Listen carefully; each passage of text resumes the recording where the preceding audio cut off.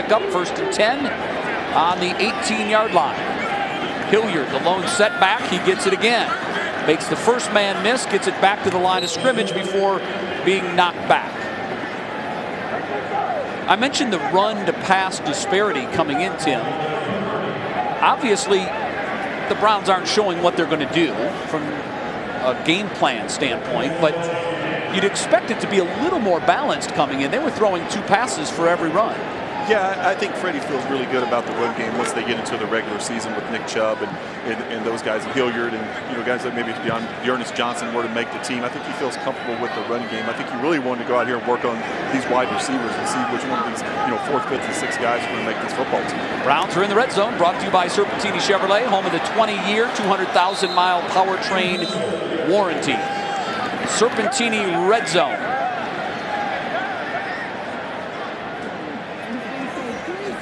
So last year, the Browns did a really good job, Tim, once they moved it into that all-important red zone. Tied for 6th in scoring efficiency, 48 possessions, 32 touchdowns.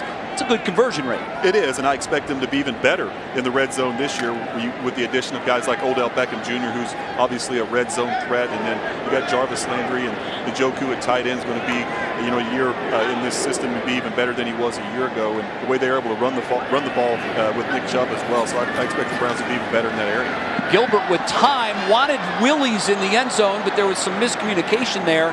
He broke off the route. Yeah, not on the same page that time. Gilbert obviously seeing something different and wanted Willies to take that thing to the back pylon. So it's never a good thing when you don't convert inside the red zone, but I know Freddie Kitchens at this point wants every opportunity he can to look at the young kicker, Austin Seibert, who is 4 of 5 on field goal tries. He's been perfect on point afters. Hit the 54-yarder last week. This one from 36 yards. Good hold, and it is good. So the Browns jump on the scoreboard first.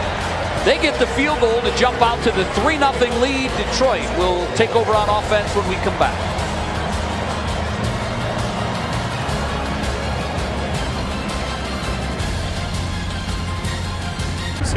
Just so impressed by Braxton Miller, just being here just over a week and really doesn't even know the playbook yet, Jaden. He said last week against Tampa, he didn't even know the plays. They told him what route to run in the huddle, and it's impressive that a guy can come out here and make plays in that circumstance. Travis Vornkall whistled for the penalty. That'll back the Browns up to the 16-yard line, bring up 2nd down and 14. He was talking about the Browns playbook. I was surprised. He said this is the easiest playbook he's ever had to learn. Yeah, I was surprised too. He's been in a few systems, and he's a smart guy. And playing quarterback in the past, I think, really helps you be able to pick up a playbook and understand what's going on pretty quickly. Gilbert hurries his throw.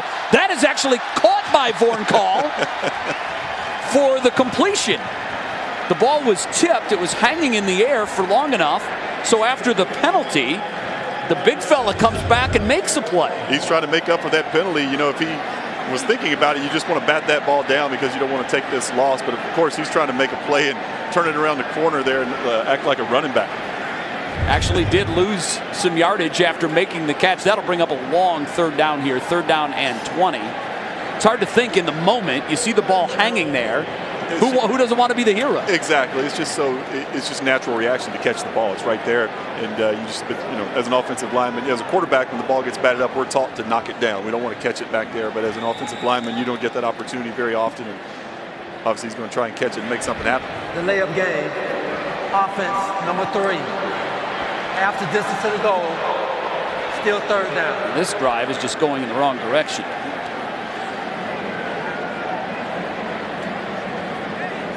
2 weeks in a row, this offense has really struggled, and certainly Freddie Kitchens not going to be happy about that.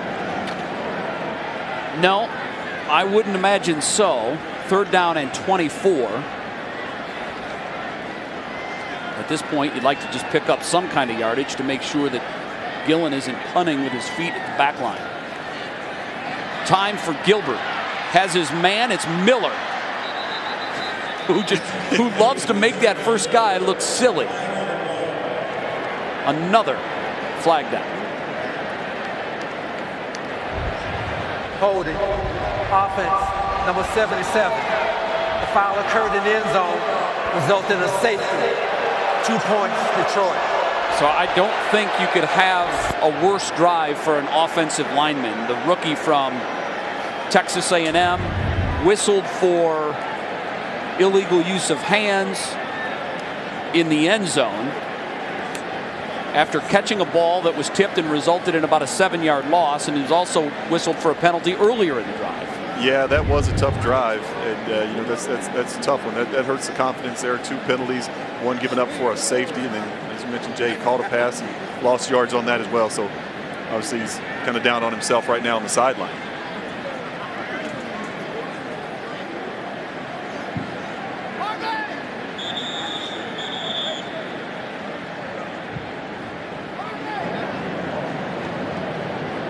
So 3-2 Cleveland.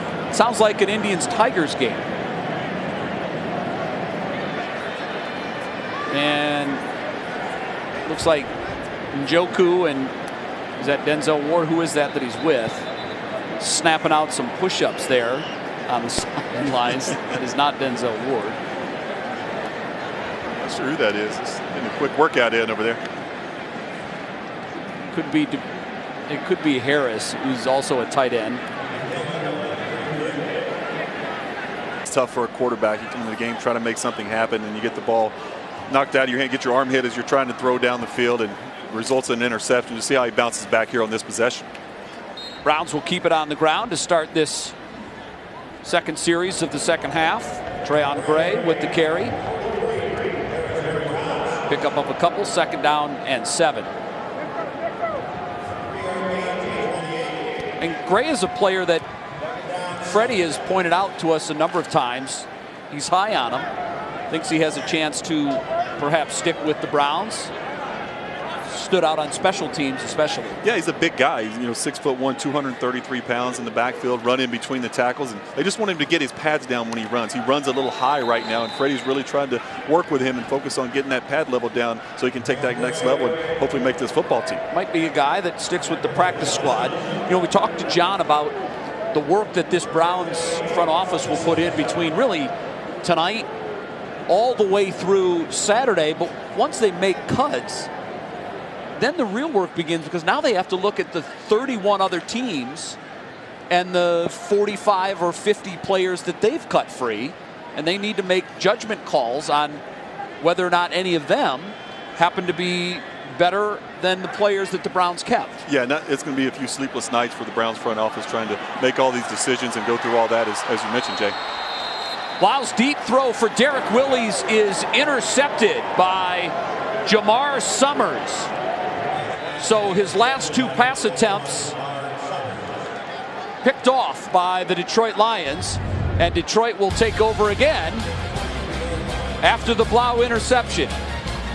10-9, Browns lead from First Energy Stadium.